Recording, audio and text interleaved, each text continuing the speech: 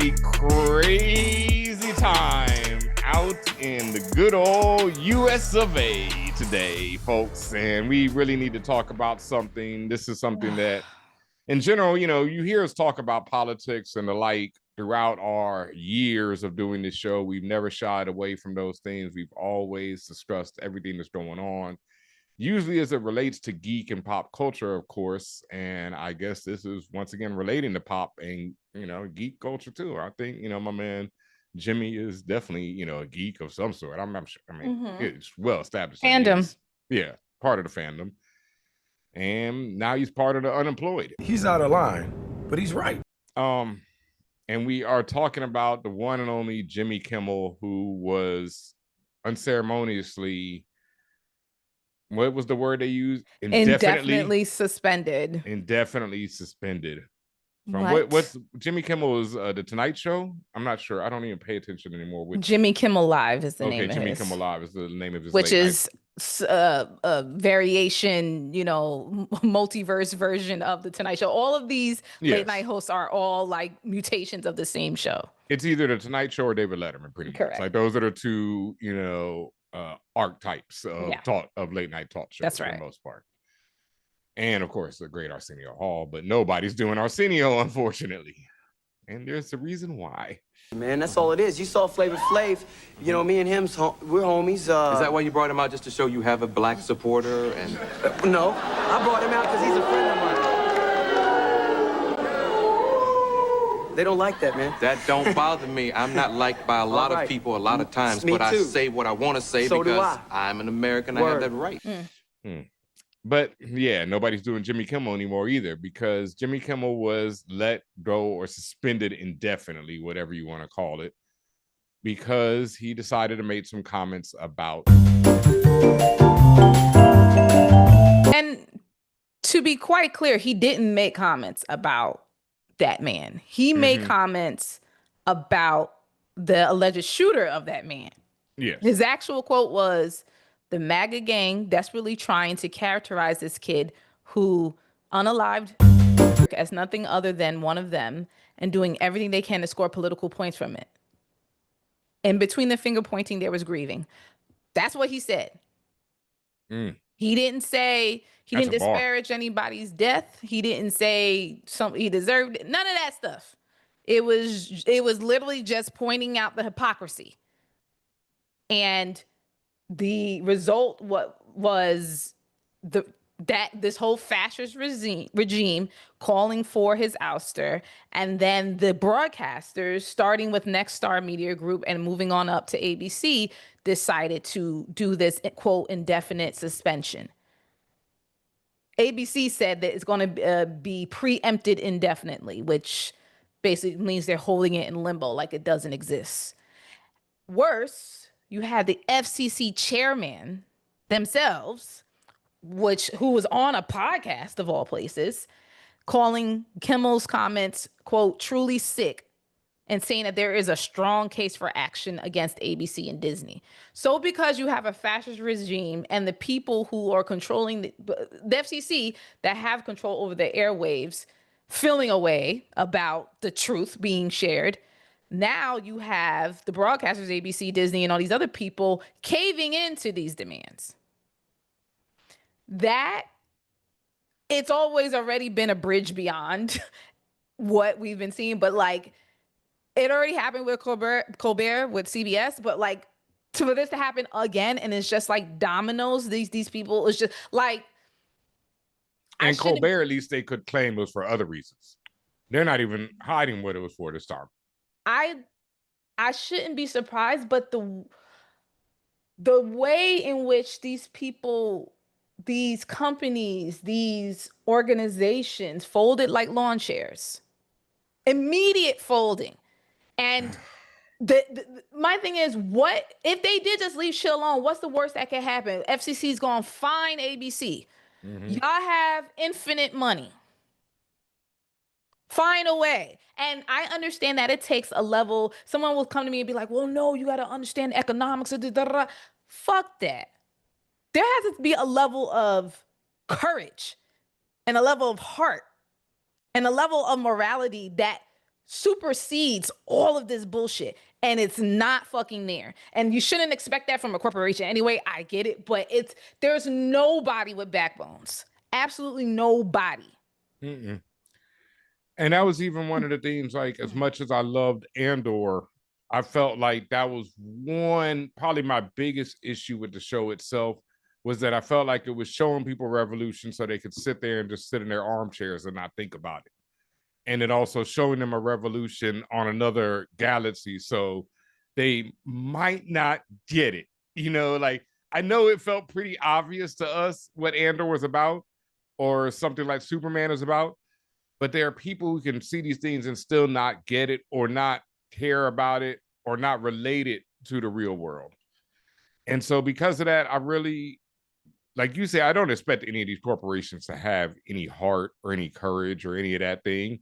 And even when Andor came out, my brother Mello Brown said that this is the last time we'll ever see anything like this from Star Wars, or probably any media, at least from America.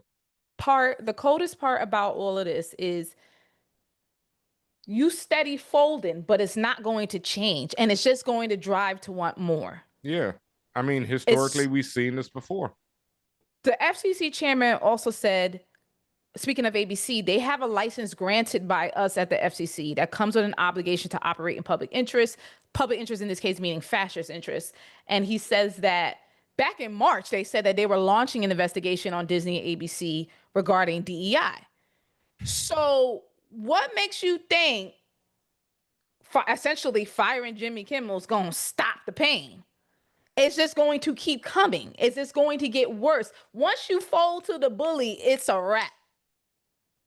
You are the target. Will forever be the victim. And that's the part where I'm just like, yeah, you're saying, you have no morals, you have no this, you have no that. But it's just like, do you have any self-decency? No. Why would they? I remember these are like, and that is the coldest and saddest part about all this. There's not even a self-decency. Even like, damn, y'all not gonna let capitalism win in this? Money? That's where I think it will draw the line, because capitalism does run this country much more than democracy. And like, even that idea of threatening ABC with taking their license away, I can't see ABC standing for some shit like that. Like, you're not going to threaten us, bro. Do you know who we are? We're a multinational billion-dollar corporation. So I can't see them folding. They own Florida. Like, yeah. The concept of, everyone runs to this, but the First Amendment, the concept of free speech, which there never really was, quote, free speech in this country. There was always, depending on who's in power, there was always marginally accepted speech, and then speech that would, particularly speech from people of color and Black people, that would always be policed. Yeah, I think that's been one of my biggest problems is, and I really hate, people who lump people into liberals and conservatives, but I really hate seeing people saying, oh my God, there's no more free speech. There never was. I always go back to one of my favorite rappers and actors, Ice-T. One of his very early albums, you can Google this because obviously a lot of people have never heard of it or seen it. It's called Freedom of Speech, but Watch What You Say. Exactly. And the album cover is a Black man with guns in his ears and a gun in his mouth, because it's freedom of speech, but watch what you say. Right. And I know that people from other countries who have been in dictatorships and all this other stuff will say, well, no, y'all really did have freedom of speech, because over where I was, if I said something, right, their version of the Gestapo would come and pick them up. Mm-hmm. I get you, but we're here now. Yeah, and at the same time, we're here now where that's happening. And to disavow that point, that has always only been true for white men and white women who associate with them. Because if you step out of line, freedom of speech, again, is watch what you say. It has always been that way in America. There has never been a time where a Black man can go out and say type of things and not get shot. Like, I don't want to hear that from other people in other countries, because if you truly understand and that's a problem. That's why I always, talk about when a lot of white men try and describe, white British men try and describe America. And I'm like, you don't really get it, because until you've been here and been one of us, you will never understand that. I always ask this question: how many Native Americans, indigenous Americans, do you know? Mm-hmm. Do you know, like anyone watching this or listening to this personally, how many do you know? Full-blooded, etc. And so you want to talk about freedom of speech? What freedom of speech do they have? None, because they're dead. Like that part just distrusts me when people talk about, oh, you don't know what you have in America. No, we know exactly what we have in America. Some people don't know what we have in America, but we who have been under this boot of it for as long as it's existed know what we have in America. Well, a lot of us do. Some of us, think they can lift that boot and get out of it. But and you also have the active attacks on journalists. Like literally this week, Karen Atia, who was the only Black, and she's a Black woman. She's the Washington Post opinion columnist, who was one of the founding journalists of that column. The Washington Post fired her for she had a piece where she expressed that there were racial double standards in social media regarding the action that happened, the unaliving that happened. She used the guy who was unalived's quote. She quoted his words. She didn't, once again, didn't say someone should have been, unalive. Didn't say nothing. Oh, quoted the guy and was fired. Also, Jeff Bezos owned the Washington Post. We already know what that is. And we already know where that goes, right? And it's just like, and then remember, if y'all was listening to the most recent show we released, I had told y'all how it just felt so, and granted, yes, it's just different times, different masters. It felt so weird to watch the Emmys and see I call him again, Tim Apple, sitting there amongst the other studio heads. I was just sitting there like, that's a tech guy. Like, so to imagine you sitting in a room where it's just like in some ways, I understand it's the future in tech, and not to say tech can't get into this space, but it's almost getting there needs to be a separation of church and state type shit, because you have these people who have unrequited power over the data, over the devices, over the way that we communicate, who now also control the entertainment. Apple, Amazon, all these people, the stuff that we cover on this show on a daily basis. These are the people pulling the strings when it comes to politics. These are people pulling strings when it comes to what you can or do not hear on the media. These are people pulling the strings when it comes to policy, how you live or don't live in this country. And like I said, it is one of the most, and it's always been scary in this country, particularly for Black people and for people of color. Yeah. But it's because I'm personally experiencing it, of course, it's truly terrifying. Yeah. I don't think people have ever been able to comprehend that if you're not, of it. It's one of those things where I tell people, like, it's really tough for me to describe being incarcerated until you've been incarcerated. You'll never understand what a loss of freedom means until you've lost freedom. I cannot describe it to you. It's just, it's an unnatural feeling. And because of that, that's one of the reasons why I'm so anti any of what has been happening, because I know what it's like to have my freedom taken away from me completely. And so because of that, I won't stand for any loss of freedom, in my personal life, at least. And this country I don't think it's headed in. I mean, obviously we already know it's not headed into a good place, but this is one of those things where I'm like, all right, I get it. Y'all got this. Because it's been 8 months. 8 months. And like I've said before on other episodes, if you cannot leave this country, then I would fully suggest working on your community. And I mean that in a hard way. I mean planting gardens. I mean getting to know your neighbors. I mean finding help, finding the resources you need to survive what's coming, because it's only going to get worse. That's the thing. Like, as Tatiana just said, it's only been 8 months. And, people are looking at midterms and things of that nature, voting. I got into an argument with a friend of mine the other day, another Howard grad, great brother. But or not an argument, just a discussion, really. And we were just both talking about it. And, he thinks that, voting is going to help. And I told him that I don't think voting has ever done anything in this country, to be honest. Like every type of movement that I've ever seen work in this country wasn't done through voting. And the idea that Martin Luther King and them died for the right to vote is one of those lies that we're told, and it really disturbs me because it reduces the movement of what they went through and what they died for the right to vote, which wasn't the case.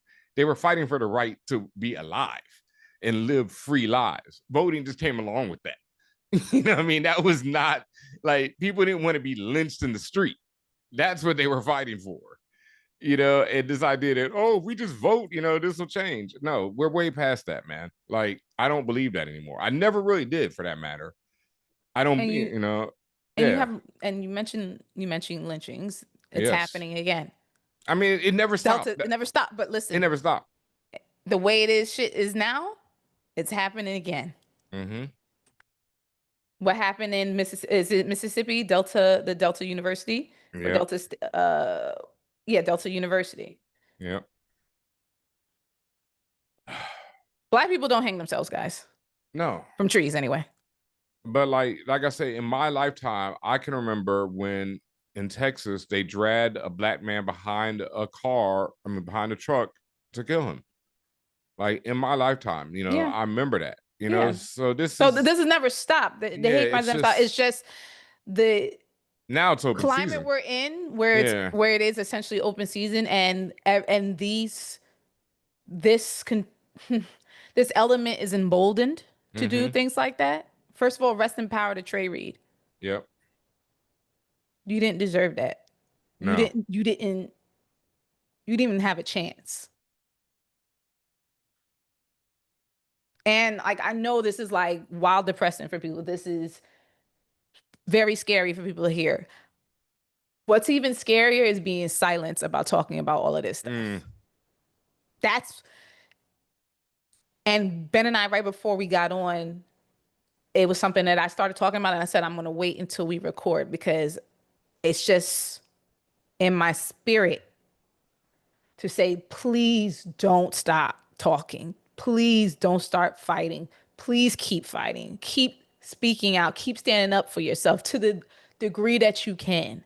To the best of your ability, to the best of your ability to express yourself. You have to keep going.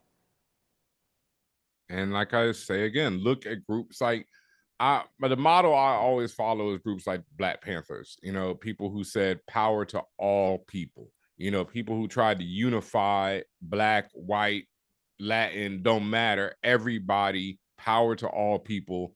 I mean, I'm also a big fan of Dr. Bronner, and his soaps. And what Dr. Bronner says on his soap is all or one or all or none. And that's something that I've always believed in very strongly. And that's why I'm, when people are like, oh, there's white people and all that, I'm like, no, man, that's just it's just a trap. Everyone suffers under toxic whiteness. The only people who benefit are the ultra rich. That's it. Everyone else suffers. And the trap is to keep us fighting each other. And that's why I've always been so against that. I've always been against anything that divides people on any level. And that's why I say again and again, build up your community. You know what I mean? Like, learn to barter and trade with each other. Get away from this capitalist system. I was talking about that the other day because I saw someone say this, where they said the more healed they became, the less ambitious they became. And that really struck a chord with me because I've been doing a lot of healing this year. And I've become less ambitious, and not in the way where I don't want to do a lot of things. If Tatiana will tell you, I'm over here like constantly doing shit, but it's just like, my goal isn't to do things to, become king of the world or, have a lot of money. It's just, my goal is to do things because I want to create and put out good energy into the world. And I want to be of service to other people. And I feel like, creating and giving out music and DJing and doing this podcast and writing, everything I do in some way is of being service to people. So it's just like, that's what I'm trying to push people on, is work on your community, get to know people, stop living in this system so much. Like, Stop spending money for everything. You know, you don't need but little things. Buy used, buy from your local bookstores, you know, from your local shops, support locals, build up your community, because that's all we have right now, man. Like, yeah, that is really it. And like Tatiana said, you in that community, talk, you know, get to know people, look away from your damn phones. That's another thing that keeps people in these traps and keeps people divided and keeps people angry. You know what I mean? Like, it's so hard to not look at any social media and not get immediately angry because it's one designed to make you angry. Or fall into the rabbit holes where you see the tragedy and the trauma and the terrorization, and then you keep looking for more because that's and how the algorithm works, and it's going to feed it. And then you think that that's all there is in the world. I follow this account where there's one guy every day he posts 5 bits of good news. And because I repost it every day, I see it every day. And it's like, there's a lot of good things happening in the world, but you have to find out about them. Like, we were just talking about this before the show too. Like, I feel really bad for the Native Americans and the indigenous people of this country when people talk about, like, I can't leave this country and all that. But recently, indigenous people were granted, I can't remember the exact tribe, but they were granted access to their river again. They tore down this dam. I think it was in Cali or in the West or Midwest. And they were granted, like, you know, thousands of acres of land back. So good things do happen, you know, in the midst of this nonsense. You know, Native Americans, indigenous people got their land back and can live the way they've lived for thousands of years ago. You know, so there are good things. You just have to look out for them, and you have to, like Tatiana said, you got to stay as much away from those rabbit holes of depression, because yes, the world's fucked up. Like, as going back to the review we just dropped of One Battle After Another, which, you know, I seem to be one of the few critics who saw it this way so far, at least. I just felt it was a very cynical fucking piece of movie. And I don't believe in that type of stuff because the world is terrible enough. And if you have the power to make art and all that type of things, why make something cynical? Especially when it's on such a large scale, like a Hollywood production where millions of people could see it. That's just weird to me. You know what I mean? That's just negative, nihilistic thinking. And that's, you know, we don't need any more of that.